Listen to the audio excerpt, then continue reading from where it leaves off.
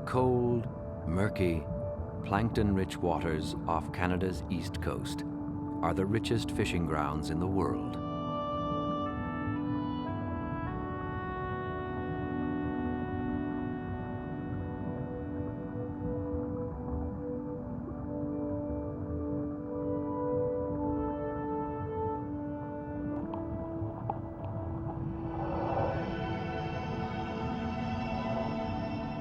Cod, herring, capelin, tuna, and many other species have been harvested in massive numbers here since the day the North American continent was first discovered. But there is one other creature that harvests these waters and has done so since the beginning of time. In the past, these giant hunters of the deep arrived here silently, mysteriously, only to become another of the hunted. Today, there is a ban on whaling in Canada's oceans, but this place remains where whales go to die.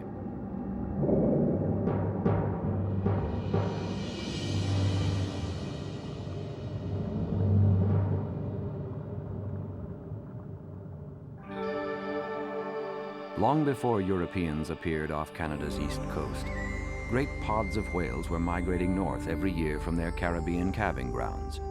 Right whales to feed in the Bay of Fundy, and humpbacks to the Gulf of Maine and the Grand Banks of Newfoundland. To 15th century Basque whalers, the right whale was the right whale to hunt. It didn't sink when harpooned, giving up its blubber for oil lamps and bone for women's corsets easier than any other whale. As North America was colonized, great maritime traditions were born. One of them, the autumn whale hunt. Supply and demand seemed limitless, and whalers complied, killing thousands every year for over 500 years. By the beginning of the 20th century, the Atlantic was tapped out. Whale populations had been reduced to 10% of their historic levels, and the northern right whale, once numbering in the hundreds of thousands, was almost extinct. Today, whale watching has replaced whale hunting, but for the right whale, wholesale slaughter has taken its toll.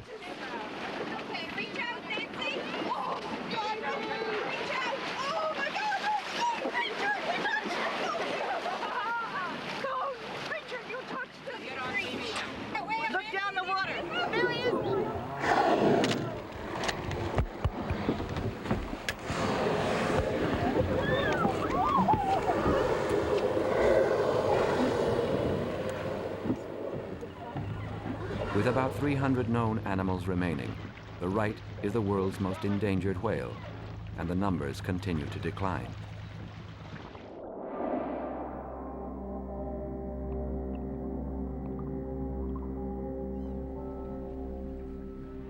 More right whales die from entanglement in fishing nets and ship collisions than are born, driving the species closer to extinction and setting the stage for a tragedy of global proportion.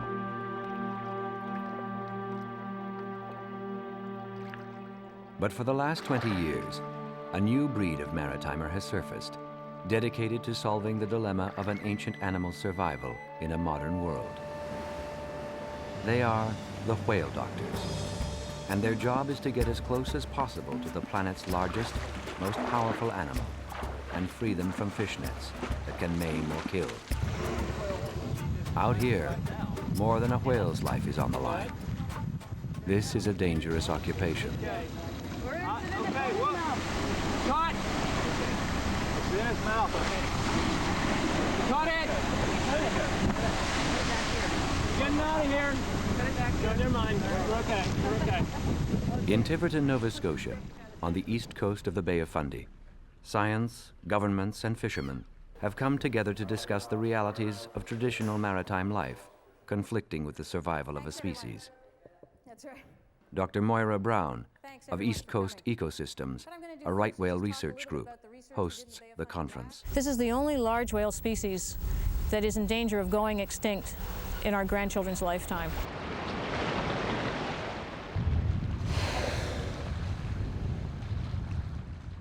There is increasing levels of awareness amongst the shipping industry and the fishing industry that these animals are not extinct. They're still alive, they're out there, and they're struggling. Fishermen have come to this conference because they are the front line. It's their nets and their livelihood whales become entangled in. Freeing a whale from a fisherman's net would be impossible without their cooperation. Dr. Charles Stormy Mayo of the Center for Coastal Studies is also on the front line, disentangling whales for over 15 years. The problem we all will have when we see entangled animals, since they are pretty precious creatures if they're right whales, is trying to figure out if it's towing gear, whether it's really superficial or whether it is not. I think I'd rather be talking about untangling whales than doing it. Dr. John Lean of Newfoundland is the first person to ever disentangle a whale. And since then, he's saved more whales than anyone else in the world. I was working at the university, and fishermen begin to call the university and say, I've got a trapped whale. And they'd say, well, why call us? And they said, well, I've called fisheries, I've called wildlife, I've called the Coast Guard, and nobody will help me. And at that time in Newfoundland, fishermen said it's the worst problem we really have with the fixed gear, cod traps, and gillnet fishery. The meeting adjourns to a more appropriate setting, crossing the Bay of Fundy to Grand Manan Island in New Brunswick for on-the-water training. Hey, whales at 2 and 3 o'clock. Suddenly, the training turns real. Entangled in fishing gear from a lobster trap, a 2-year-old female right whale surfaces in front of them. You're not going to believe what we got here. Entangled right whale. The world's best disentanglers are in the right place at the right time and quickly prepare to hook on to the fishing line. But the whale dives. When it surfaces, they're ready to try another strategy. Grapple onto the line to secure a marker buoy. Yes, yes, yes. Both of you get it. Okay, to starboard now, to starboard. Starboard. Okay, I got it here. Neutral! They attach the buoy, making it easier to keep track of the whale. No, we're drifting. Now the real chase is on. I haven't got a good purchase. I think we still got the line running. Still got the line running. There we go. Yeah, we do. We're in a lot better shape than we usually are. I think what we're going to try to do is to cut the right side to start out with. Using a Zodiac inflatable, the best platform from which to disentangle a whale, Stormy Mayo plans to get as close as possible and cut away the fishing gear with a knife attached to a long pole. When the whale surfaces again, the team will move in. Yes, yes, yes! Come on, come on. He's on him, he's on him, he's got him. Mayo succeeds in cutting the line and hauls in the gear. This disentanglement was a complete success. Yes. For the best disentanglers in the world, it's been a good day. But as John Lean knows, this was an easy one. Boy, that was impressive.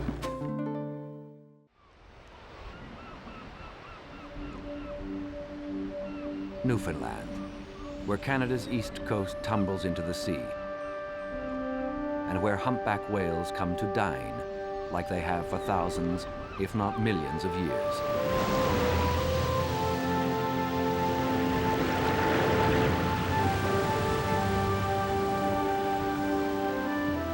Humpbacks feed in packs, herding fish into compact schools, forcing them to the surface and then devouring them in one gulp.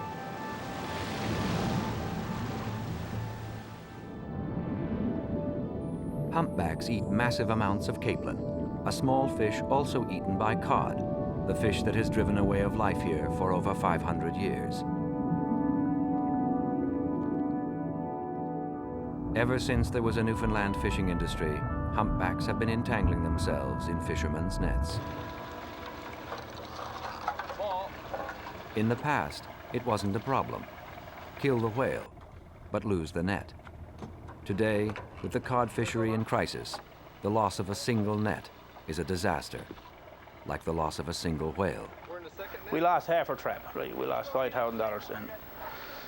And it's not only the $5,000 on the trap, you'd lose maybe a week's fishing because you had to, what we call, you bring it in on the meadow and you had to go get twine and you had to try to fix it up again, right? And that's one of the worst nightmares that a fisherman could ask for.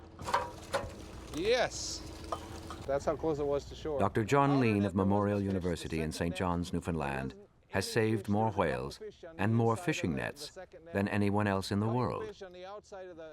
It all began in 1978 with a phone call from a fisherman with a humpback entangled in his net. For 3 months, the whale had struggled to free itself, and no one could solve the problem. Could Lean? Got it okay, Ben? Got it. John Lean was no whale expert. In fact, he was a biologist studying seabirds, but neither was anyone else. Armed with a sawed-off hockey stick with a hook on one end, some garden clippers, a snorkel, and not much else, he decided to give it a try. I hadn't done anything with whales except sit beside one for a month. And so we did some figuring, and I thought we could build some equipment. So we went back to the university, built some equipment to let the whale go. One whale led to another, and Lean became a one-of-a-kind expert. The problem is largely one of teenage whales, and it's probably just reckless driving, basically. Over and over again, it's this size humpback that gets caught in gear. Incredibly, Lean was soon disentangling 40 whales a year. Okay, that's Over time, he perfected his techniques and learned that no two whales or disentanglements are ever the same.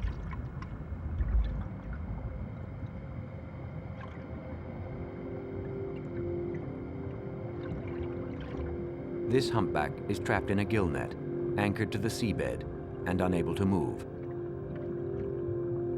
If it's not freed, it will die. Every time I go to an entrapment, still, I'm afraid. I'm not afraid of the whale, and I'm not afraid of the fisherman, but you're just afraid you're going to fail. There's a lot on the line, and there's no recipe, there's no set way. You really are figuring it out each time. Humpbacks are one of the most mild-mannered of the large whales, but too much prodding on the surface can arouse even the gentlest of giants. Hold it back. We're going overboard, look. The whale swims away free as Dr. John Lean dries himself off. I lost my balance. I let go of the rope and went over back. Lean's success has saved whales and changed attitudes. And he said, you know, boys, we're here to help you, right? And a lot of the fishermen, and even I was really, you know, like reluctant to even let him aboard the boat. It really did take a while to convince them that we were saving their fishing gear as well as the whale, and that was important to them. You get a humpback whale in a $10,000 trap, you could lose it within an hour. And John really done us a favor. Here we have a legacy of feeling not so good about environmental groups who protest our seal hunt. And they were suspicious that, yeah, here's another save the seal, save the whale type operation. Lean's efforts to save whales and nets created a new relationship between nature and culture in Newfoundland. He's added to that relationship by pioneering technology to help prevent entanglements, like the acoustic pinger, which warns the whale that a fishing net is nearby. There's a beep goes out every 3 seconds, right? And this one worked really good. All you do is you snap this onto your, about 3 fathom under the water on your skirt lines, and you let them down, and you have 5 on your trap, and you'd have 5 more on your leader. So you'd have around 10 on a cod trap. And they work really good. You'd be surprised to see them working. When you see the whales coming, and when they pick up the beeper, they just turn from your trap. After more than 20 years and hundreds of successful rescues, John Lean is known as the godfather of whale disentanglements. But perhaps his greatest success is turning a one-man, part-time job into a full-time rescue operation run by the Canadian Coast Guard, which means Lean's legacy will continue. The best ones are always the ones where at the end the whale swims away just bare naked. It doesn't have anything on it. And you know that that animal has a very good chance, as good a chance as before he was caught. And then where you go to the house and have tea and you talk about it.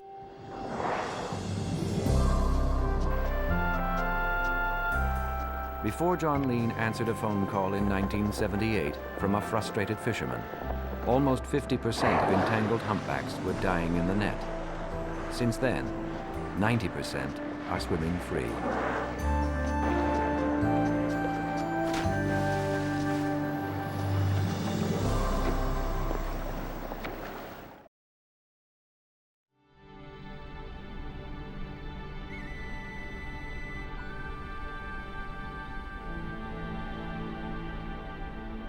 The highest tides in the world scour the rocky shores of the Bay of Fundy, shared by the provinces of Nova Scotia and New Brunswick and the state of Maine.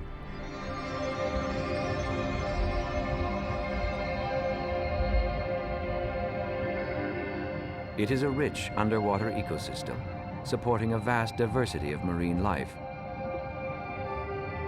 and one of the richest fishing grounds in the world. Like Newfoundland's maritime culture, fishing has been a way of life here for centuries. And like the humpback, the northern right whale has been drawn to these waters for millennia. As many as 200, two-thirds of the world's most endangered whale population, spend the summer feeding in Fundy's plankton-rich waters. This is the greatest concentration of northern rights found anywhere on Earth. Yet no one knows where most of them come from. In fact, there's little we do know about these whales. Studying whales is a real challenge. Spending 99% of their lives underwater, there's no precise way to learn how they age, mate, or migrate. Even weighing them is a problem. With so many right whales in such a small area, another curious species has been attracted to the Bay of Fundy: the scientist. For over 15 years, Dr. Moira Brown has been studying right whales in the bay. Her work focuses on genetics.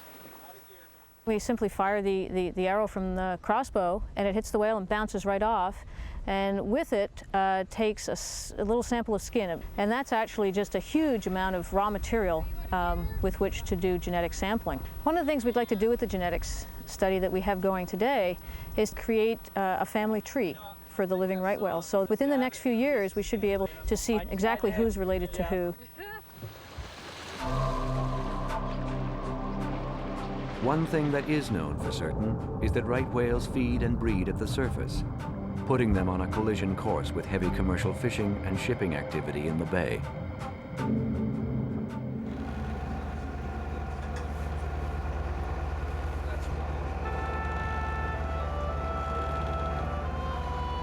This is Staccato, a breeding-age female struck and killed by a ship in the spring of 1999.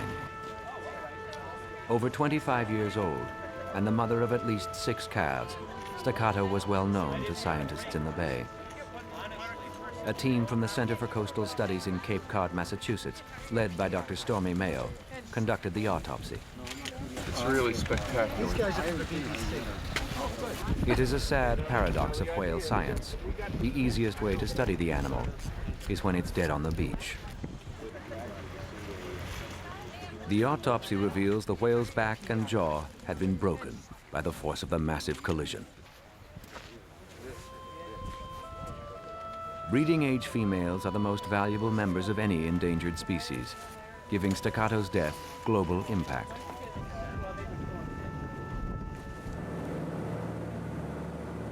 It's late summer, and Deborah Tobin of East Coast Ecosystems in Nova Scotia surveys the bay for right whales, monitoring their movements and searching for entangled animals. Suddenly, a right whale, identified as number 2710, is sighted dragging fishing gear. Tobin relays its coordinates to a disentanglement team standing by on the water. A multinational team is deployed. Moira Brown arrived from Lubeck, Maine, where her summer research program is based. But for now, her science is forgotten. And Stormy Mayo, the most experienced right whale disentangler on the East Coast, has traveled north from Massachusetts.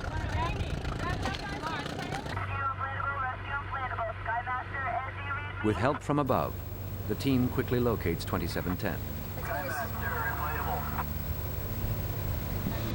Then Stormy Mayo, here in the white helmet, gets to work. 2710 is a 2-year-old female, entangled in a single fishing line, running through her mouth, across the blowholes, and around the right flipper. The first order of business is to slow the whale down by kegging it.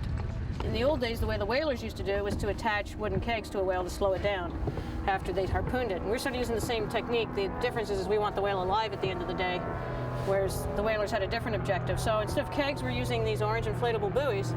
So that sort of maximizes our time to work with the whale. 2710 has become agitated and extremely evasive. She keeps diving and thrashing her tail at the surface, a warning to the disentanglers to keep their distance.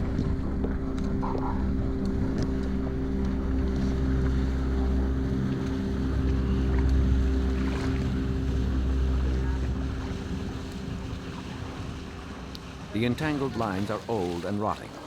Every time they try to attach a kegging buoy, the line breaks free, frustrating their attempts to slow the whale. But I don't know if we're going to get a shot at this whale again. You could see it worked, but the damn gear didn't hold. That's the reason we didn't do it earlier. I mean, we could have put pressure on earlier, but we wanted to see if we could get another attachment. But we knew the gear was compromised, and that's where our problem was.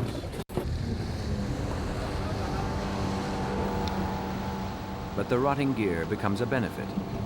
Clear. 2710's own thrashing tears free 25 feet of line, creating a partial success. For the moment, the whale is out of danger.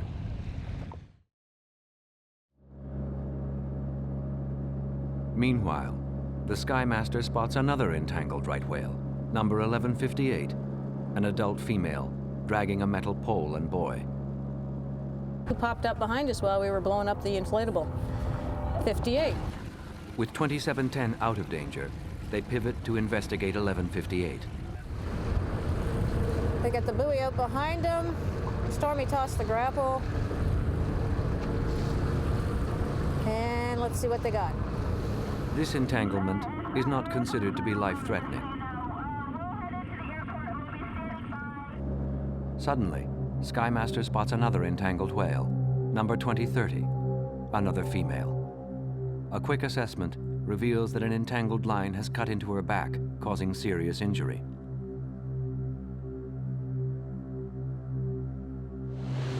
There have never been so many entangled whales at one time, in one area.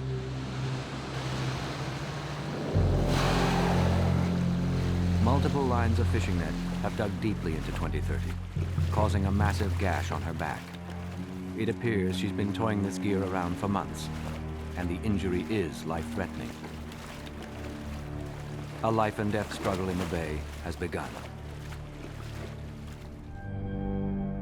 With light failing, a satellite buoy is attached to 2030 to track her overnight.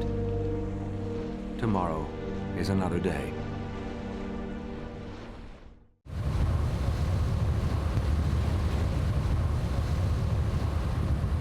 Song of the Whale, a vessel supplied by the International Federation of Animal Welfare, has been tracking 2030 overnight.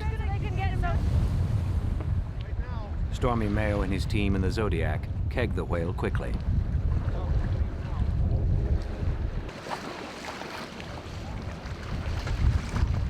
Their plan is to grapple onto the line they've attached and pull themselves up to just behind her tail flukes. The added drag should tire her out and give them time to assess her condition. The whale tows their boat across the ocean. In whaling language, this is known as a Nantucket sleigh ride.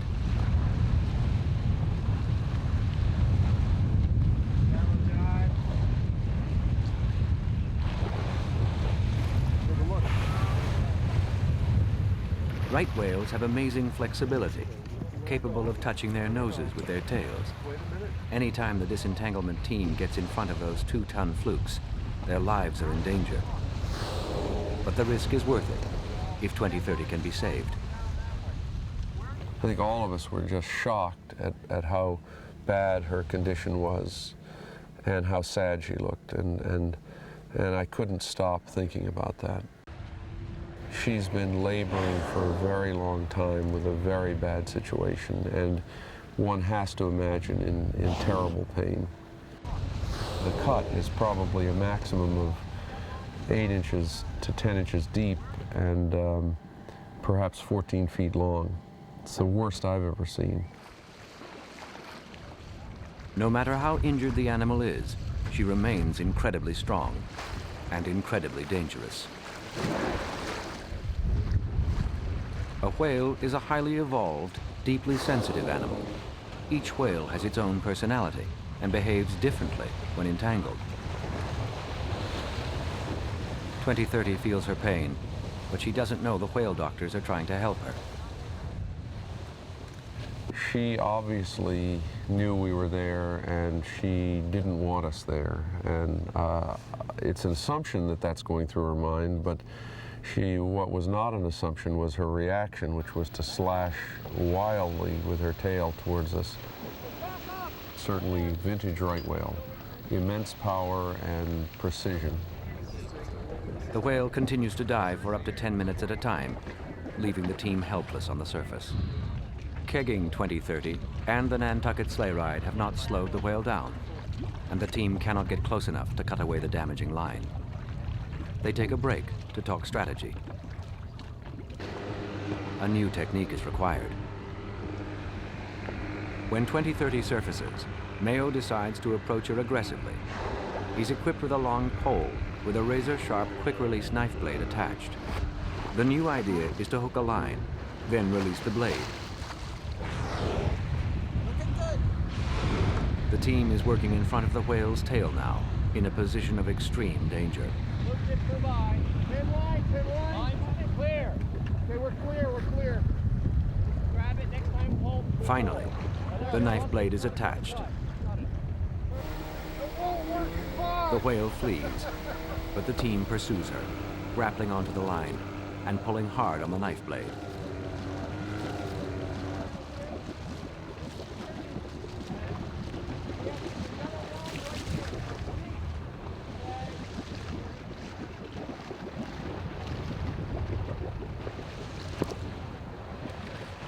Mayo pulls and pulls.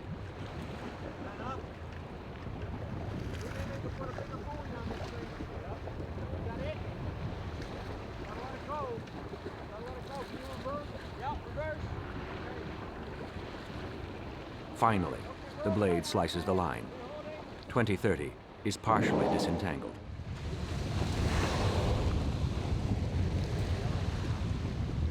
But the line cutting deepest into the whale's body remains. It's taken all day to achieve a partial success. Now, with daylight fading, a new problem appears. Fog is moving into the bay. The kegging gear is taken off the whale and a satellite buoy attached. The team decides to stay on the bay overnight, tracking 2030, ready to try again at first light.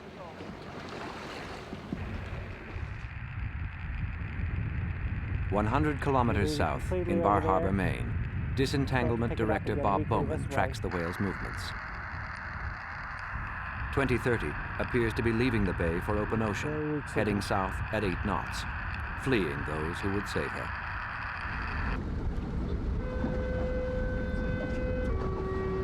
Then fog blankets the bay completely, and the disentanglement is suspended.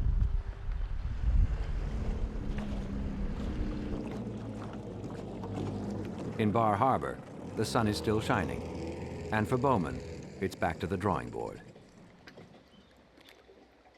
New tools need to be designed to cut the lines on 2030's back. We've developed a variety of tools just out of necessity. You can't very often find off-the-shelf equipment that works very well for doing whale disentanglement. This particular one was just made especially for right whale 2030. And the way it would work is that it would hook into, you would use it to hook into a line. For instance, we'll just hook into this line on the boat here and hope we don't cut it. And then the pole will pull off. And you now have a knife attached. The other end of this rope could be attached to a large buoy or to a boat. It's going to cut very quickly. It will also lock in place. It won't even slide. Meanwhile, up the coast in Lubeck, fog continues to be a problem. And there's a new one. A fisherman has reported sighting a dead whale. Immediately, a boat is sent out to investigate, but no one dares ask the question. Is it 2030? No. Half-tide rock could be mixed in. You hadn't seen a dead whale floating around in here, have you? No, haven't heard anyone mention about it. Thanks a lot. Thanks.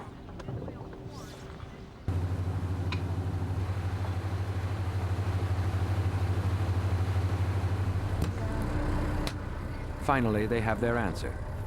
A dead 3-ton basking shark that's been trapped in a net.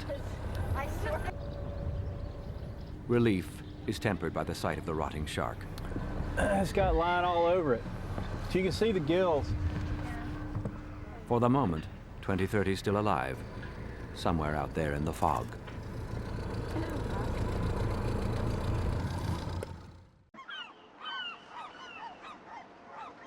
Five days later, the fog has broken, and so has some good news. 2030 has returned to the Bay of Fundy. In Lubeck, Maine, home base for scientists studying whales in the bay, Moira Brown calls Stormy Mayo with the news. So she's pretty much right in the area that we were working with her last week. So she's come back up from the south. So she's a lot more accessible. What you call the groove. That's pretty close to what we call the groove, yeah. So she may well be in amongst other whales. And the Song of the Whale has returned to Graham and Ann. They returned to Graham and Ann today. So they'll also be available to go out and help with tracking. That would be great. All right, Stormy, we look forward to seeing you tomorrow night, and looks like we're going to hopefully have a couple of good days to take a shot at this whale. Thanks for your help. Take care. Bye. Bye-bye.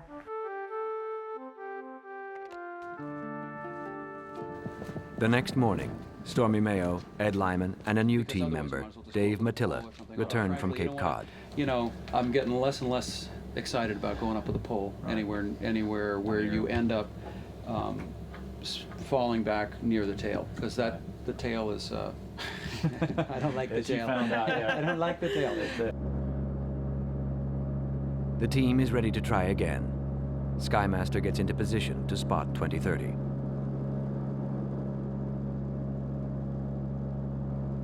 To slow down the whale so they can work on it safely, the team has invented a harness to be thrown like a lasso over the tail and then tethered to a boat. It's risky business. No one has ever attempted to harness a large whale before.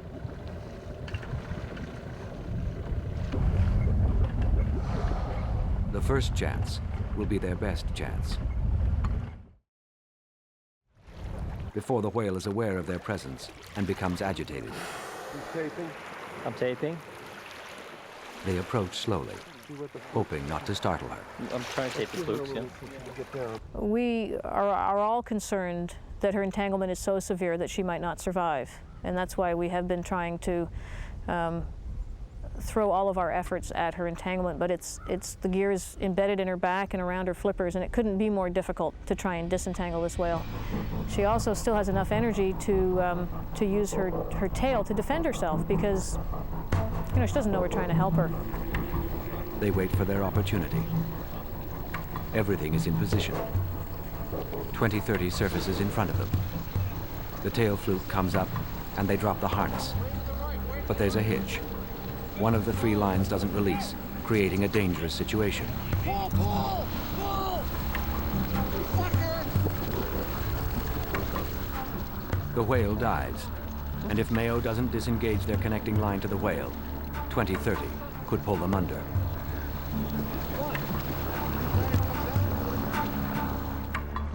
Go ahead, Ed. The team waits for the whale to resurface and moves in to try again. She's circling back. 2030 is an ornery, belligerent leviathan, refusing to cooperate.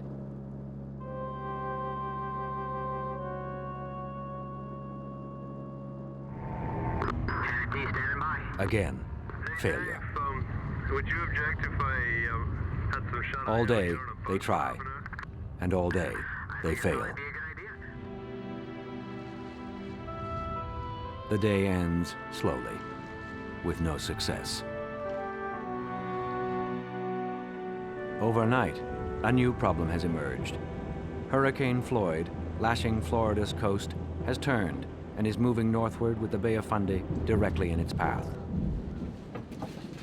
But Floyd isn't due yet, and dawn in Lubeck brings a new day and another new strategy. But will this be their last chance to save 2030? Oh, here it is. So we stitched up good. That's it now.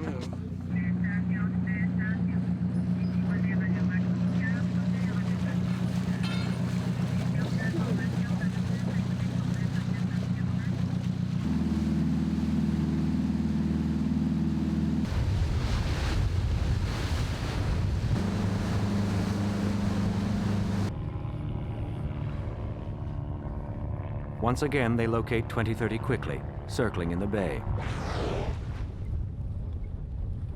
Immediately, they begin to re-keg the animal.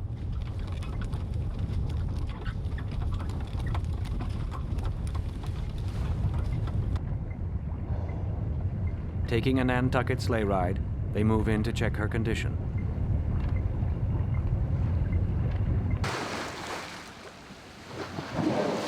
By midday, they've attached more kegging gear to 2030 than to any other whale in history.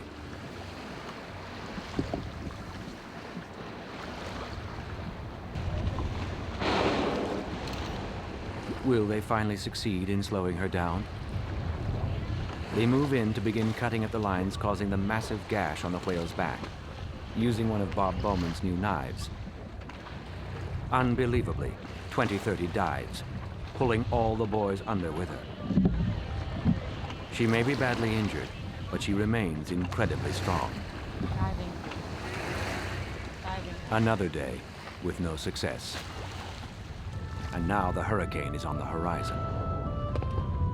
We've been on top of that whale on and off for 5 days, and we're awfully close, but she's awfully badly entangled, and so we leave her with an uncertain future. Once again, a satellite buoy is attached to 2030, but the rescue is suspended until Hurricane Floyd passes.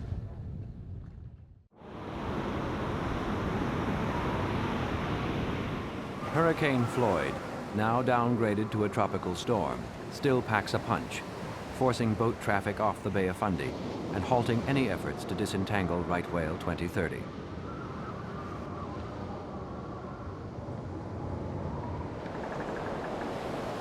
When the storm clears, the whale has disappeared from the bay. Hurricane season signals the change to autumn in the Maritimes, and 2030 and 2710, both towing satellite tracking buoys, have begun their journey south to winter calving grounds off the north coast of Florida.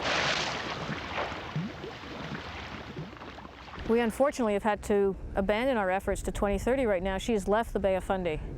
But the good thing is that she does have a transmitter attached to her, a satellite transmitter, so we will be able to track her location. And if she does come near shore again, we can try and disentangle her. A month later, the signal from 2030's satellite buoy stops moving, triggering a search to discover the whale's fate. I got 2 o'clock. Has the marker broken free? Or worse? 10 kilometers off the New Jersey coast, the buoy is located, but no 2030. The snap broke off of it. That was one of the choices for losing it. For the moment, 2030 remains out there in the open ocean. But the question remains, is she still alive? The answer comes a short time later, when 2030 is sighted. Have you made an arrangement with... Dead in the water, off the same New Jersey coast. Dense webs of fish netting are found wrapped around her flippers, and a nylon line stretches across her back, almost sawing her in half. The entanglement is worse, much worse, than anyone expected. One of the planet's greatest ancient creatures, ravaged by a fish line. The summer began with a population of 60 breeding-age females. Now, only 57 remain. For the most endangered whale species on the planet, a catastrophic loss. Like landmines in a forgotten war zone, an unknown number of so-called ghost nets float, abandoned in the North Atlantic. Lost in storms, marker buoys cut by boat traffic, the nylon mesh continues to snare fish as it drifts silently across the ocean. Today, over 60% of right whales bear the white scars of net entanglements. There seems to be no escape. If the northern right whale becomes extinct, it will be the direct result of our inability to stop it from happening. I think it would be, if you've spent any time at all out watching these animals in their natural environment, it's a wildlife spectacle, and as a country, I think Canada should value right whales and the fact that they spend a good 6 months of their lives in our waters as a national heritage. Attempting to cut now, it looks like. But there are successes. In September, a month before 2030 dies, 1158 is disentangled from its netting. Got one, I heard him say. Whoa, whoa. The whale just got really freed. And on the same day, off the coast of Maine, Bob Bowman hauls in 2710 Satellite Boy with 95 feet of fishing line attached to it. Luckily, the whale has freed herself from most of her entanglement. 450, and there's no sign of any gear on this whale.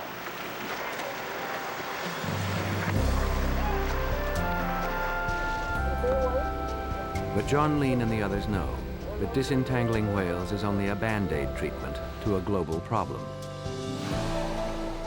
Biodegradable fishing nets, acoustic pingers to warn whales away from fish nets, and the rerouting of commercial shipping lanes around prime whale habitat are all a part of the solution. Until then, the whale doctors have more work ahead of them.